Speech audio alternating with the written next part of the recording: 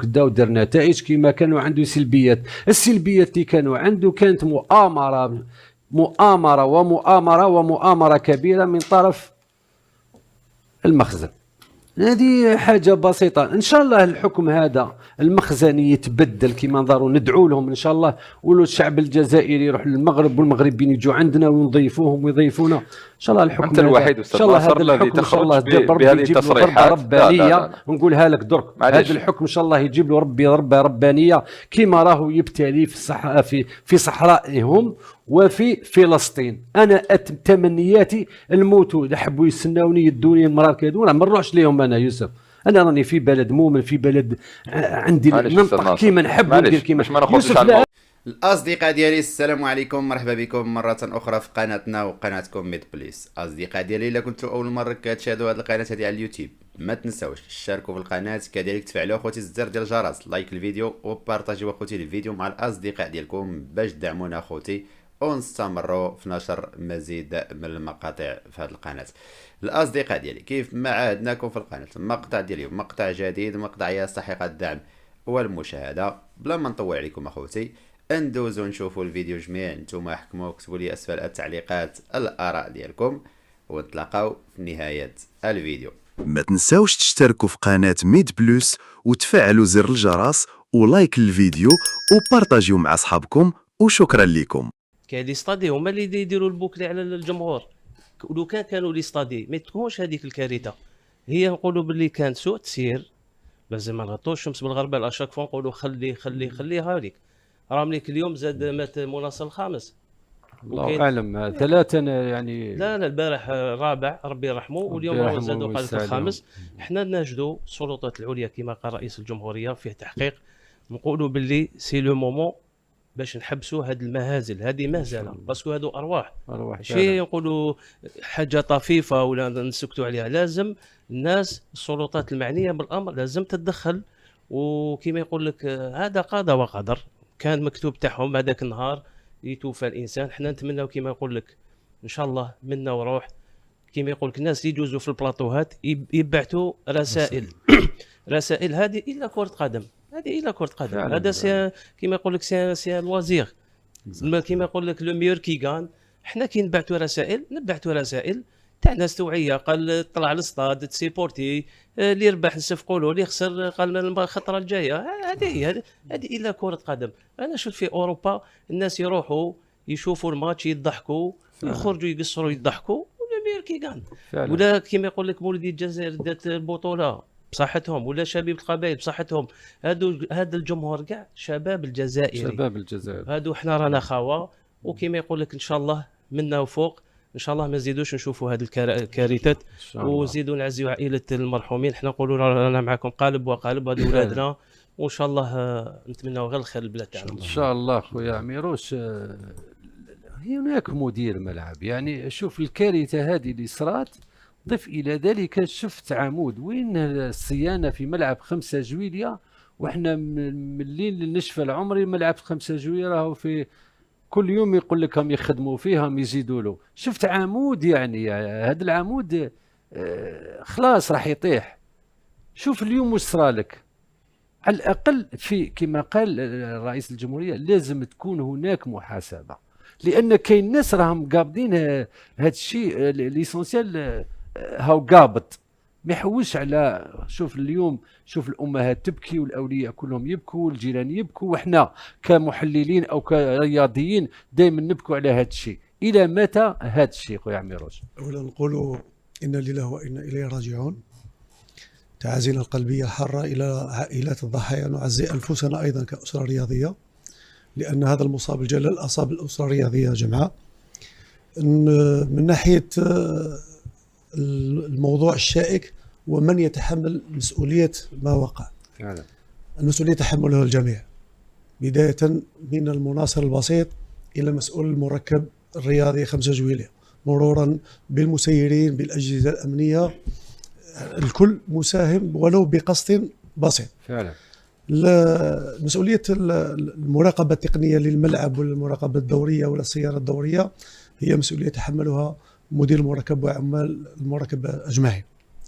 لكن الوعي لدى الأنصار مسؤولية أخرى ولها حظ أوفر وأكبر في المصيبة التي أصابت المناصرين، لأنه بعد التدافع اللي وقع، حتى لو كانت الخرسانة جيدة ولا كانت الشباك الحديدي جيد، كان يكون فيه هناك ضحايا، لأنه كانوا جالسين فوق الخرسانة الحديدية، معناتها كان راح يكون فيه سقوط مع تدافع الآثار. لسوء الحظ يعني كانت طاحت فوق المنصة تاع الصحفيين، الله أعلم. طاحت في المنصة المخصصة للصحفيين، لكن الكراسي كانت فارغة ومغلقة، معناتها يعني. كان الخطر تضاعف الخطر، سقوط يعني تطيح فوق كرسي واقفة وزيد يطيحوا فوقك عباد واحد اخرين، معناتها كانت راح تكون الكارثة أكبر من هذا الشيء. نقولوا إن شاء الله الإنسان كل واحد يتحمل المسؤولية تاعو، ويجب كما قالوا الأساتذة الكرام إعادة النظر في كل شيء، إعادة النظر حتى في الأمور التنظيمية في الملاعب الجزائرية.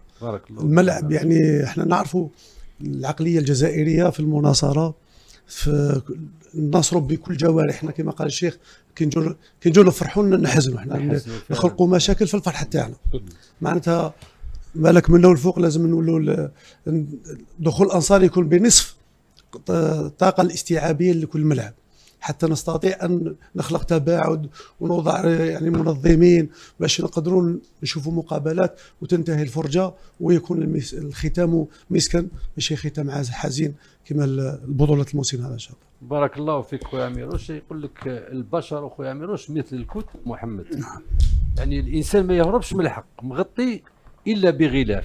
هذا المسؤول نهضر لك، يقول لك أنا كي نقول البشر نتكلموا على الجميع، ولكن هناك من يدهشنا بعمله وبمحتواه، يعني حتى تعود تقول هذا ماشي انت تقول، الفعل ديالو راح يقول باللي هذا الانسان خدام وقايم بمركب وقايم سواء بفرقه يعني هذا الشيء اللي ولا اليوم ما كاش محمد. الى اين نحن ذاهبون؟ في دائما نطيح في لا ميم شوز، يعني نطيحوا في هكذا موت ودي بليسير. هناك حوالي 100 ولا 84 بليسير مازالها في المستشفيات. حق. يعني شوف انت كأونسيان جوار، كمدرب، يعني حتى نقولها كمسير نظيف، لاني عرفت وين خدمت وين كذا، يعني كيفاش تشوف المسؤوليه هذه والى ميته رانا رايحين هكذا؟ سؤال في المستوى، يعني نعزيو عائله الضحايا، ربي يرحمهم ان شاء الله ويوسع عليهم، ونطلبوا ان شاء الله ربي يعطيهم الصبر، باسكو ماهيش سهله، صعيب الامور. تكلمتوا على نقطه مهمه، احنا الجزائريين تهربوا بزاف من المسؤوليه، عادنا نسموا مسؤول نقولوا باللي هذا مسؤول وننساو كاع الخدامين الاخرين. فعلا كاين المسؤول وكاين المسؤولين، شيء غير معقول وغير يعني طبيعي. مقابله من هذا الحجم هذا، يعني مقابله مصيريه يلعبوا فيها يعني زوج فرق، يلعب فيها فريق اللي عنده يعني جمهور قوي، كان منتظر باش يكون الملعب ممتلئ على اخره. فعلا هنا وين راهي الصيانه؟ تكلمتوا على امور يعني حساسه كما لازم الحال. اضعف ايمان وين راهي الصيانه بلا شعب؟ عندي انايا دي بارو مصديين مقطعين، شيء غير معقول، باش يعني ما كانش فيها يعني ان تورني دو كونترول ولا هكذا، يعني بروسبكسيون باش يشوف واحد الامور وراه تمشى. هذه الحاجه الاولى. الحاجه الثانيه تانيتيك، وعلاش في المدرجات نخليو الدرجه وين ما كانش مام با كيما يقول لك هذوك لي زيسكالي دو سوكور، ممرات هذوك ما نخلوش مام با يعني ليبر. دونك الناس ما تحمل في المسؤوليه في الملعب، خارج الملعب، في الطريق، وين نروحوا نصيبوا امور يعني كارثيه اللي تسبب ارواح، تسبب بزاف امور. هذا شيء مؤسف. وكان ثاني نقطه ثانيه، هذه يعني نحملوا المسؤوليه المسؤول تاع المركب وحتى يعني الخدامين اللي معاه. وكاين ثاني نقطه ثانيه تكلمتوا عليها ومهمه ثاني، الشعب تاعنا نوعيو فيه على العنف، نوعيو على بزاف امور.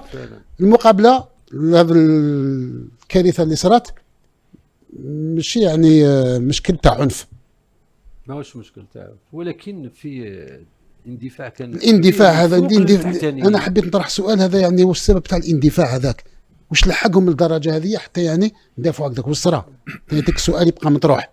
وعلاش يعني لحقنا للدرجه حتى هما كانوا لي بارو ملاح، كان يوقع فيها ثانيتيك مشكل. دونك مسؤوليه متقاسمه من جهه الجمهور ومن جهه ثانيتيك يعني المسؤولين تاع المركب، وهذا شيء مؤسف. يعني ماتش كيما هذا، مقابله كيما هذه، من الفرحه حتى ولات يعني كارثه وحزن.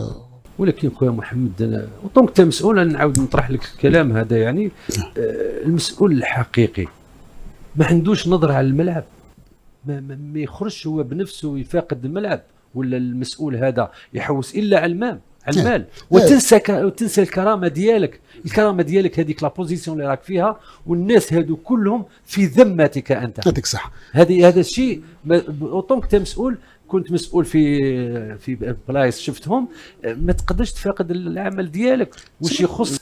نورمال. احنا عندنا الملعب هذايا ماهوش كل يوم فيه مقابله، فوالا عندنا مقابله في الاسبوع فعلا. من المقابله لمقابله واش راك دير؟ كاين مسؤول، كاين خدامين. من المقابله لمقابله كاين فيها اون بروسبكسيون، فيها اون تورني، باش الواحد يشوف كاع هذيك المشاكل، على بال بلي هم قادمين 50 60 70 الف متفرج. هنا يا خويا نجوز يومين 3 ايام نشوف بزاف الامور، ناخذ الاحتياطات تاعي، سواء في ملعب ولا في كما يقول لك تيران دو الوازير ولا وين جات. هنايا رانا قلت لك نتهربوا من المسؤوليه، وما عندناش صرا مشكل كيما هذا، خلاص ما كان حتى مشكل. نو نعيط للمسؤول ونحاسبه، وبزاف امور تندار فعلا، بزاف امور تندار. انا الرول تاع المسؤول كي تكون عنده يعني مسؤوليه، عنده ملعب ولا عنده قاعه ولا عنده يعني واش اي حاجه، لازم تكون صيانه، وتكون كيما نقول لك لا بروسبكسيون باش يشوف وراها الامور وراها الحق. انا شفتها في لا فيديو خلعت حديد هذاك مصديه كامل، يعني عيب والله عيب. يعني هذاك ورا واحد ما كيما نروحوا نشوفوا اوتوروت وين السياره تمشي 120 ولا كذا منها، تصير فيها يعني مكسره امور كذا منها، نتهربوا من المسؤوليه الجزائريين. احنا ربي يجعل الخير. في كل مره نقولوا الله يجعل الخير. واش في مرضانا الى اين المرضى الكبار؟ هذاك شكون؟ المسؤولين اللي ما يتحملوش المسؤوليه، هذو هما المرضى الكبار. ربي يجيب هادو هما المرضى الكبار، يجيب الخير. هادو يعني ماهوش في المستوى تاع باش يتحملوا المسؤوليه. كاين عمك محمد، كاين اللي يخافوا يفقروا ويخافوا يفقدوا هذاك المنصب، وملاقات غدوه عند الله سبحانه وتعالى، تتحاسب على هذا الشيء. علاش انت كرئيس تحاسب المسؤول اللي راك دايره في هذاك المنصب؟ ماهوش هذه من طبع الاسلام باش نحاسب بان الانسان اللي ما يخدمش واللي يخدم. هذه حاجه واعره.